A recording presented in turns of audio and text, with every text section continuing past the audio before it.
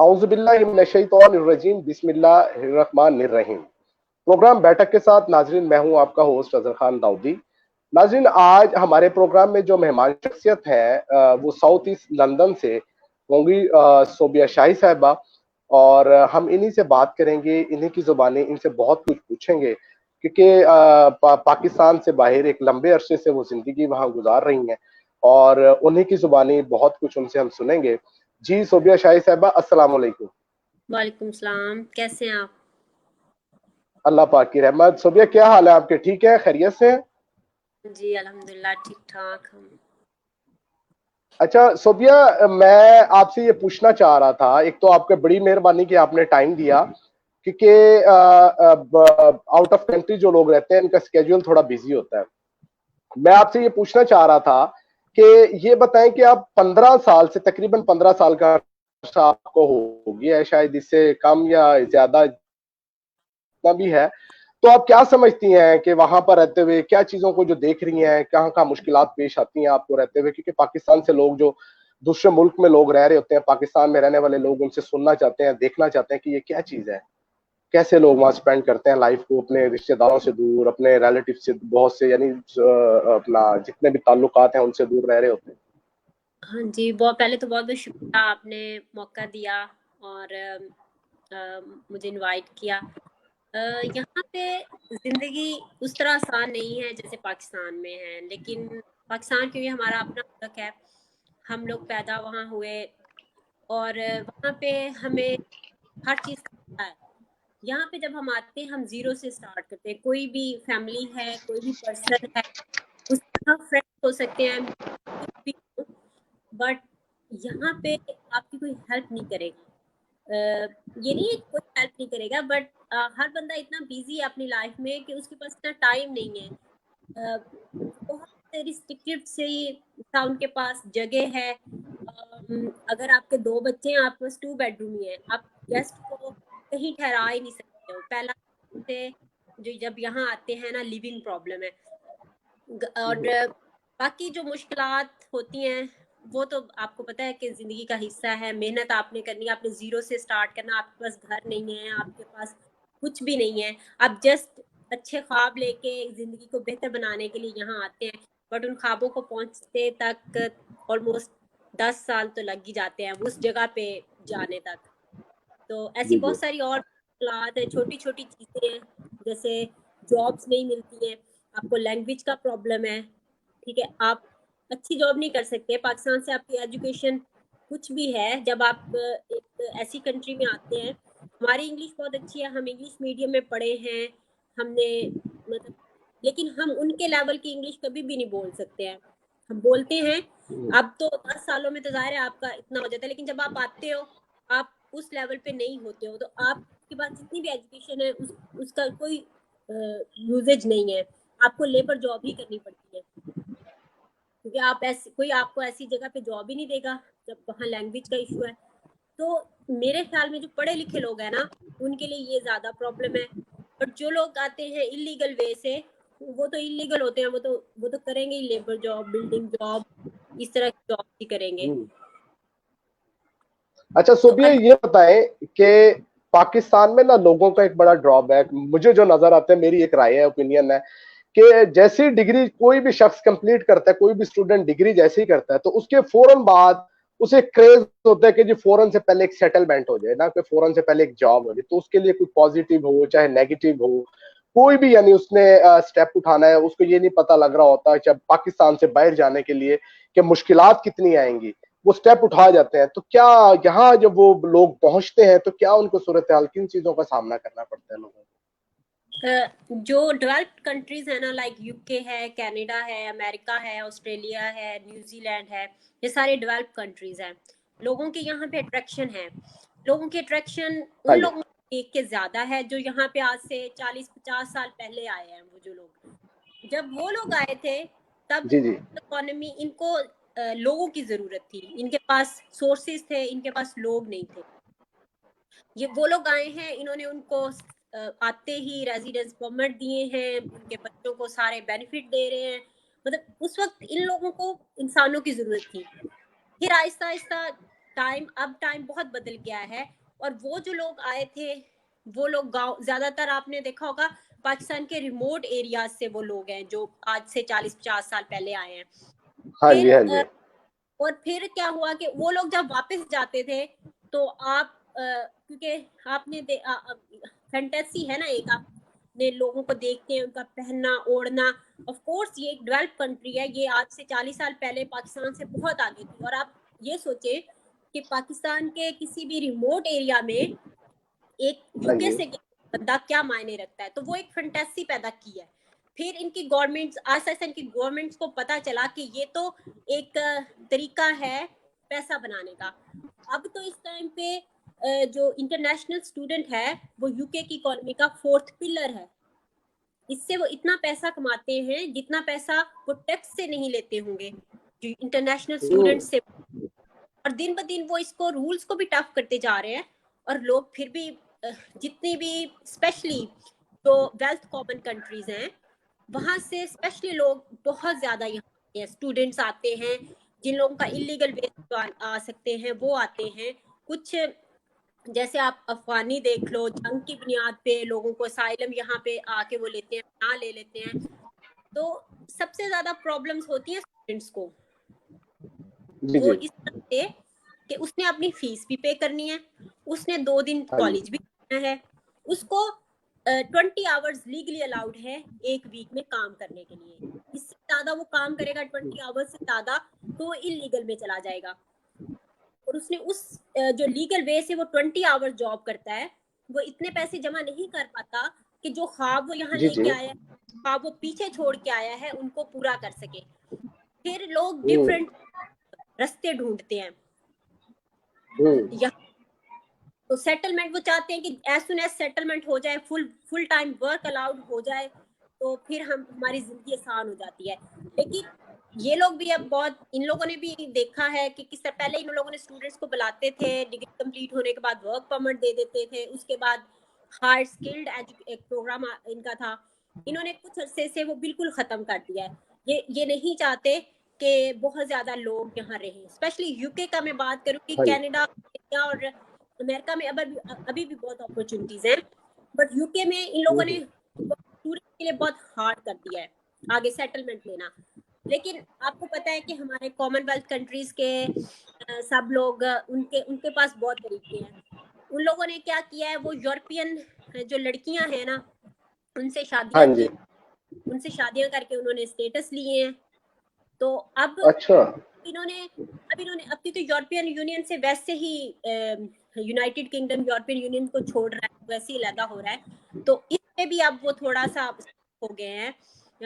वो लोग अब चेक करते हैं कि शादी ओरिजिनल है, वो साथ रह रहा है कपल के नहीं, वो इंटरव्यू के लिए बुलाते हैं। लेकिन आज से 2-3 साल पहले आपने जस्ट पेपर पे जाके साइन किया है, आपको परमानेंट रेजिडेंस घर में, और 90% स्टूडेंट्स ने ये किया है।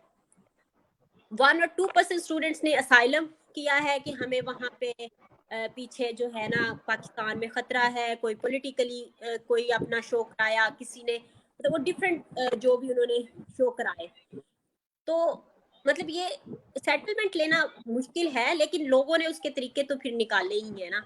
और मैं कहती हूँ कि अगर आप मुझसे ये पूछे कि क्यों आप चूज करते हैं यहाँ रहना, पाकिस्तान क्यों नहीं, तो मैं यहाँ रही हूँ। मेरी पाकिस्तान में भी बहुत अच्छी जॉब थी, बैंक में थी, और मेरे हस्बैंड की बहुत अच्छी जॉब थी, वो मैनेजर थे। मतलब हम लोग बहुत अच्छी जिंदगी गुजार रहे थे। और आज से 10 साल बाद पीछे चले जाएं और 10 साल बाद आगे, जाहिर है डेवलपमेंट तो होती है ना, लेकिन फिर भी मैं कहती हूँ कि अगर मैं पाकिस्तान जी में जी। होती तो मेरे पास वो फैसिलिटीज आज भी ना होती जो यहाँ रह के हैं। क्योंकि ये हमसे, पाकिस्तान से ये बहरहाल 50 इयर्स आगे ही हैं, ये जितने भी डेवलप्ड कंट्रीज हैं। अच्छा हम अगर सोफिया, ये बताएं कि अच्छा, कंपनी बनाने का सफर, यानी यहाँ तक जो आप पहुंची, जो कंपनी आपने बनाई, आप सिक्योरिटी कंपनी देख रहे हैं आपके हस्बैंड और आप मिलके, तो ये सफर कैसे, यहाँ तक कितना टाइम लगा पहुंचने में आपको? यहाँ तक पहुँचने में हमें ऑलमोस्ट 10 इयर्स लगे हैं। जब हम आए थे, हमारे हमारे पास 2 बच्चे थे जब हम आए थे। और हम लोग माशाल्लाह। हाँ, जब हम 2010 में आए थे, और हम लोगों को उस वक्त लिविंग का सबसे ज्यादा प्रॉब्लम था, स्टूडेंट बहुत ज्यादा था, घर बहुत महंगे थे, जो भी घर तो लेने का शायद स्टूडेंट के लिए कंसेप्ट ही नहीं था ना। यहाँ रूम आप एक रेंट पे लेते हैं, कोई फैमिली है वो रूम शेयर कर रही है, फिर आप एक हाँ रूम रेंट पे लेते, तो वो हम रूम रेंट पे लेते थे। जॉब मेरे हस्बैंड को कोई मिल नहीं रही थी, मैंने आपको जैसे बताया लैंग्वेज का प्रॉब्लम है, अच्छी जॉब आपको नहीं मिलती, हालांकि उनके पास बैंक का एक्सपीरियंस था, हाँ जी। एजुकेशन अच्छी थी, और मैंने अपनी डिग्री कंप्लीट करनी थी। मुझे 2 दिन तो 3 दिन जाना पड़ता था कॉलेज, वो 3 दिन काम नहीं कर सकते थे क्योंकि बच्चों की लुक आफ्टर कोई करने वाला कोई था। फिर मैंने शॉप, एक शॉप होती है जो यहाँ पे ये जो मीट काटते हैं ना, वहां पे शुरू किया। ज़ाहिर है उनके लिए बिल्कुल नया था, एवरीडे उनके चाकू लग जाते थे, छुरियां जो भी होती थी, यहाँ से जख्मी है, यहाँ से जख्मी। वो 12 आवर की शिफ्ट होती थी, वो 12 आवर उन्हें खड़े होके काम करना, उनके घुटने सूज जाने। और वो पे करते थे 12 आवर का 25 पाउंड ओनली, और 4 डेज वो काम कर सकते थे स्टार्टिंग में। फिर हमें मतलब हमें बहुत ज्यादा फेस करना पड़ा, और लोग हमें रूम देते नहीं थे क्योंकि हर कोई वर्किंग पर्सन होता है यहाँ पे, जो जो अपना अपना रूम लेके रहता है वो वर्किंग। हमारे साथ बच्चे थे और वो भी पाकिस्तान से आए हुए, वो इतना शोर मचाते थे कि हर एक माह बाद लोग कहते थे कि प्लीज आप घर खाली कर दें तो हमें फिर लेकिन हमें भी हिम्मत नहीं हारी। ग्रेजुअली 2014 में 13 के एंड पे मैंने एक काम शुरू किया, क्योंकि हस्बैंड की सैलरी में तो सिर्फ हमारा नहीं हो रहा था उस वक्त तक। उन्होंने भी फिर सिक्योरिटी, यहाँ पे ऐसा एक एजेंसी है जो सिक्योरिटी फ्राहम करती है डिफरेंट साइट्स पे, उन्होंने फिर बनाया, अपना लाइसेंस बनवाया उसका, उन्होंने वो शुरू की, जॉब बेटर हो गई जी और जी। इनकम भी बेटर हुई। लेकिन फिर भी हमें उतनी देर में हमारा वीजा जो था वो एक्सटेंशन का टाइम आ रहा था, हमारा वीजा हो रहा था। फिर मैंने आगे एमफिल में एडमिशन लिया, और फिर हमें 2 साल का नेक्स्ट एक्सटेंशन हुई हमारी। उस 2 साल के एक्सटेंशन में फिर हमें काफी चीजें समझ आ गई, एक नई सोसाइटी थी, नए लोग थे, लोगों की समझ आना, हर बंदा यहाँ पे अगले दूसरे बंदे को जस्ट ये यूज करता है। उस वक्त हमें तो जी जी। ये फिर मैंने काम शुरू किया घर से। बहुत ज्यादा स्टूडेंट इस दौर में, बहुत ज्यादा स्टूडेंट थे, तो फिर मैंने शुरू किया, टिफिन बनाना शुरू किया, लंच बना के देती थी मार्केट में ना, यानी खाना बनाना और पैक करना, और फिर मार्केट में उसे सेल करना। वो बहुत अच्छा मेरा बिजनेस मैंने स्टार्ट किया, 20 पाउंड जी से जी। स्टार्ट, और फिर मैंने उसमें 100 पाउंड पैक डेली का। करके ना लंच बॉक्स। हाँ, लंच बॉक्स पहले कुक करना, फिर उनको पैक करना, फिर उनको जाके डिलीवर करना। तो बड़ा बड़ा मेहनत वाला काम बनता है। ग्रेजुअली फिर मैंने उसके साथ ब्रेक, सबने मुझे कहा ब्रेकफास्ट भी करें, फिर मैंने ब्रेकफास्ट स्टार्ट किया, पराठा और अंडा, फिर उनको पैक करना, फिर उनको दे के आना, फिर उतनी देर लंच आके लंच को पैक करना, फिर लंच दे के आना। तो वो काफी मतलब मुश्किल काम था, लेकिन वो उसने हमें बहुत अच्छा इकोनॉमिकली, हमारे फाइनेंशियली उसने बहुत हेल्प की। उसके बाद फिर हमने अपनी हमारा कुछ वीजे का प्रोसेस कुछ बेटर होना शुरू हुआ। हम लोगों ने मतलब के अप्लाई करते रहे डिफरेंट वीजाज, तो फिर क्योंकि हमारे साथ बच्चे थे ना, तो उस वक्त कोई और हल नहीं था, इन्होंने वर्क परमिट आफ्टर डिग्री जो स्टूडेंट्स को वर्क परमिट देते थे वो भी खत्म कर दिया। सिर्फ एक बिजनेस वीजा था जो कि वो भी स्टूडेंट नहीं कर सकता था। जी जी। तो फिर लोगों ने पीआर डाला कि हमें, ठीक है। क्योंकि हमारे बच्चे यहाँ रहते हुए बहुत टाइम हो गया है, 5 साल गुजर गए हैं बच्चों को, बच्चे इस सोसाइटी में हो गए हैं, तो अब बच्चों को हम वापस लेके जाएंगे वो मेंटली डिस्टर्ब हो जाएंगे, क्योंकि उन्होंने स्कूलिंग यहाँ शुरू की है। फिर उन्होंने हमारी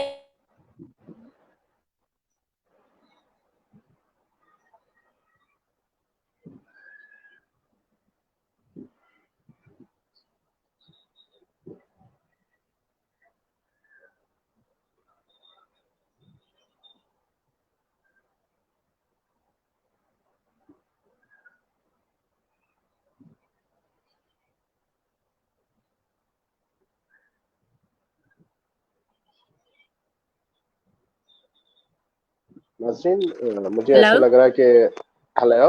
जी जी, आ रही है आवाज सोबिया? हाँ जी, मुझे आ रही है, मुझे लगता है मेरी तस्वीर नहीं आ रही है। देखें जरा, दोबारा ट्राई करें।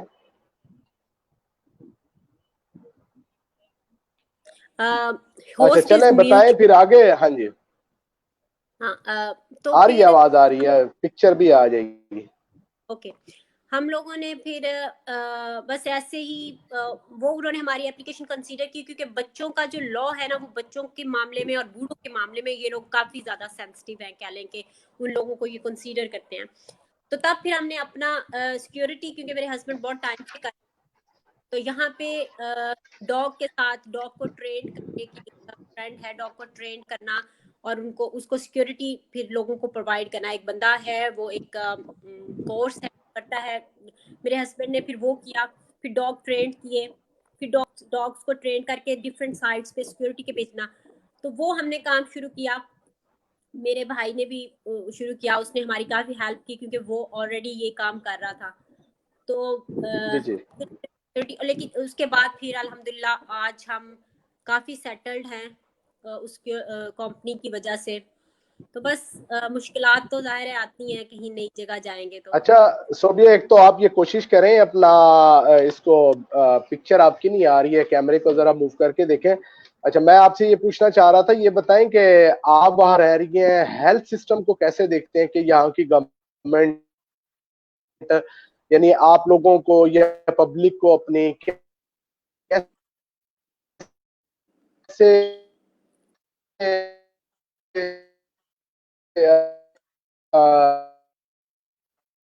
फैसिलिटेट करती हैं, हेल्थ सिस्टम में किस हद तक फेवर देती है गवर्नमेंट यहाँ पर आपको?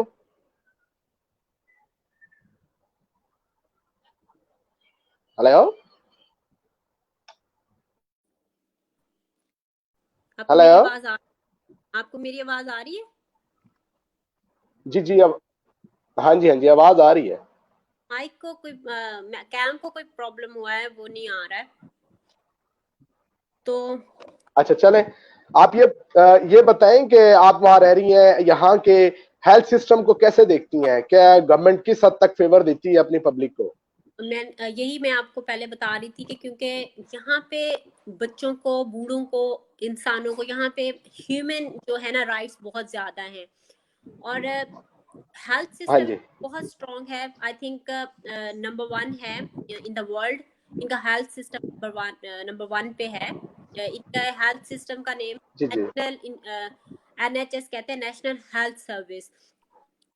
तो वो ऑलमोस्ट फ्री है सबके लिए, मतलब उसके लिए कोई चार्जेस नहीं है। 16 ईयर्स तक बच्चा जो है वो फ्री है, उसकी मेडिसिन एवरीथिंग गवर्नमेंट की रिस्पॉन्सिबिलिटी है। और जो है 60 से जो